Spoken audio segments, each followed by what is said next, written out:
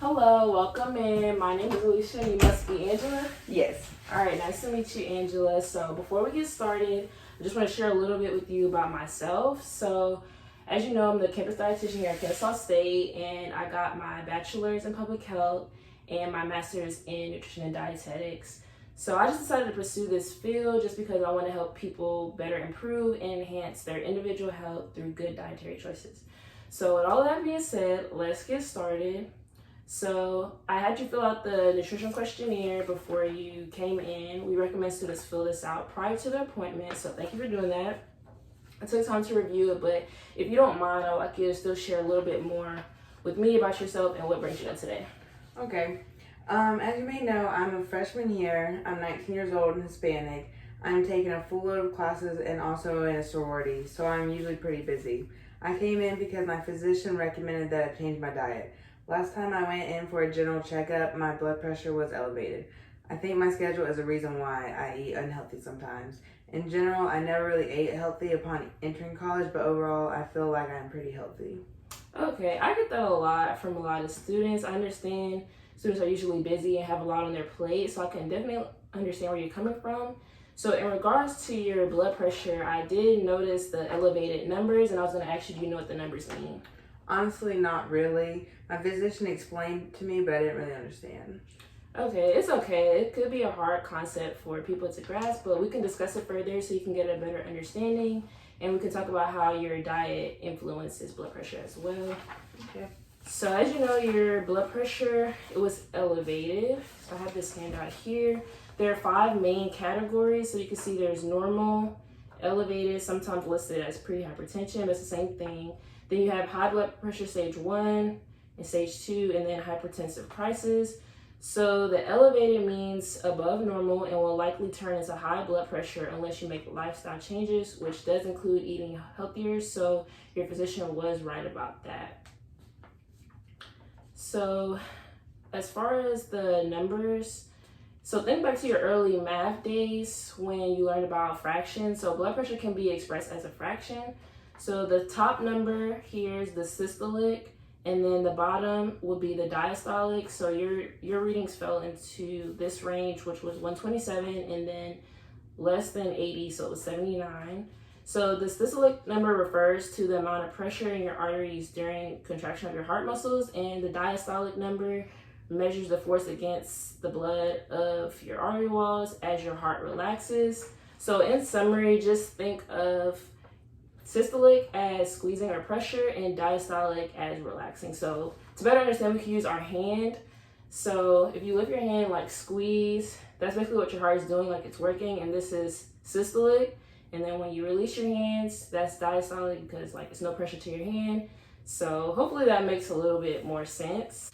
Yeah, I'm starting to understand more.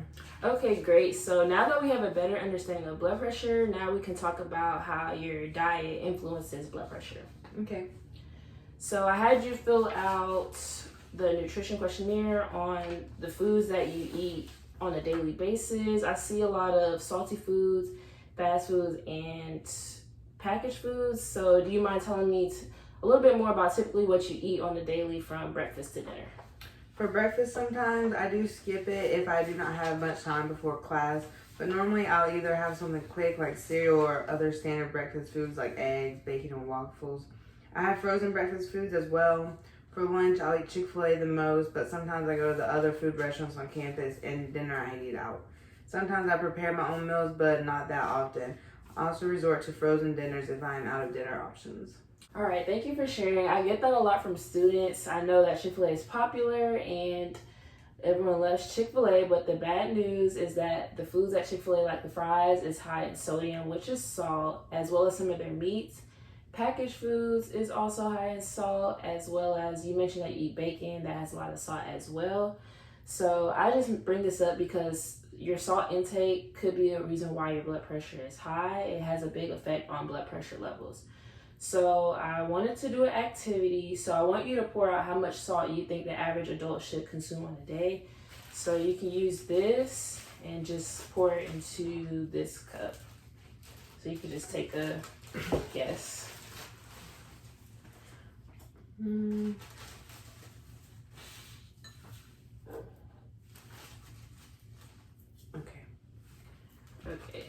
So I'm gonna use this spoon so I measure out if you're correct, because 1 tablespoon is about how much the average person should consume daily. So you're about right. However, most people, they consume about either 2 tablespoons or even more than that. It just depends on the person. But it's just because a lot of the foods out there it has a lot of salt. So like I mentioned, packaged foods is high in salt, as well as restaurant foods. They tend to have the highest amount of salt. So I know it could be difficult to avoid, these types of foods, especially with our busy schedules. And it could be cheaper and more convenient, but it's important that we reduce the intake because we don't want our blood pressures to rise. So are you following me so far? Mm-hmm. Okay. So I also wanted to talk about cultural factors that has an influence on our food consumption. So your religion, beliefs, traditions, education, and factors of that nature all have a noticeable influence on our food consumption. So for certain holidays or like birthdays, it might be a tradition to eat certain dishes and it might have a lot of salt in it.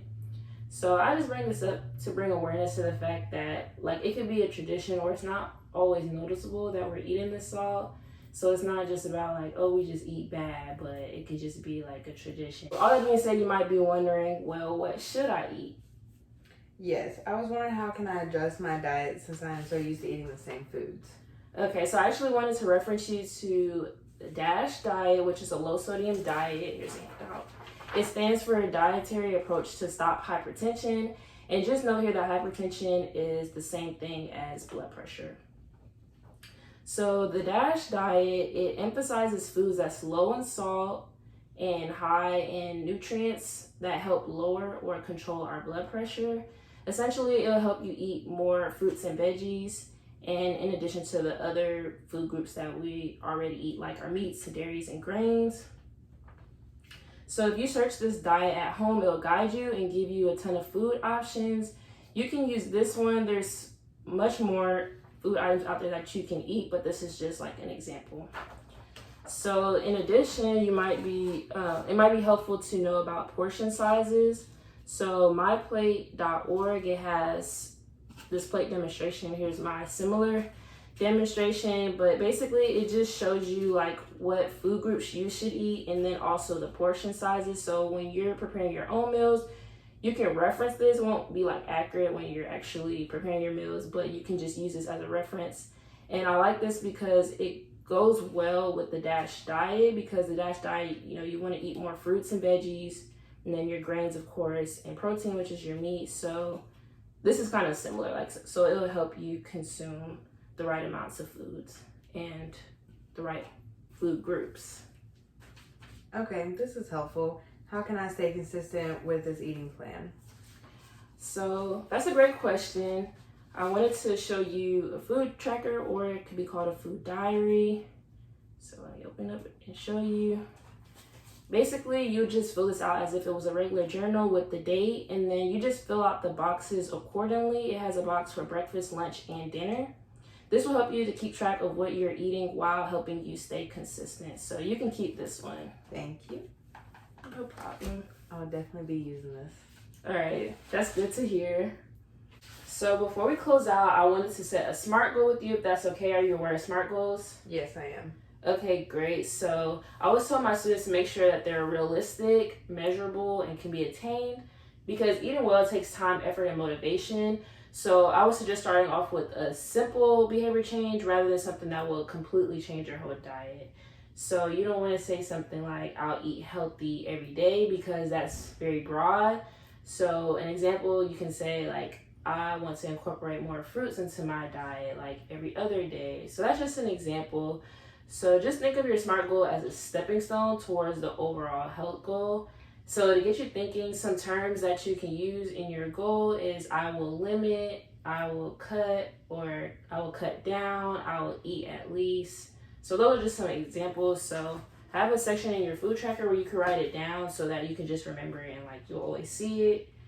So yeah, you can write it down in there. Something I've been wanting to start is staying away from unhealthy snacks like chips. Okay, that's a good start, especially since we did talk about like salty foods. So that's a good start. And I'm gonna write, I will limit my intake of chips. okay, so now think of a time frame, like every day or every other day, something like that. I'm gonna shoot for intake my a bag of chips to once a week.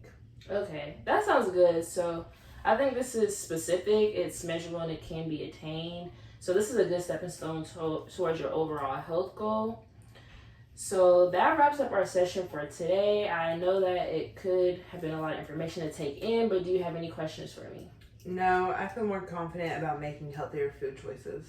All right, well, that's good to hear. If anything does come up, feel free to contact me. All of my information, you've probably seen this on the school webpage. I would love to have a follow-up appointment with you so we can discuss like what worked for you and what doesn't work. And we could also talk about just like your progress and how things have been going. So please don't hesitate to contact me. And that's everything. So thank you and hope to see you soon. Thank you.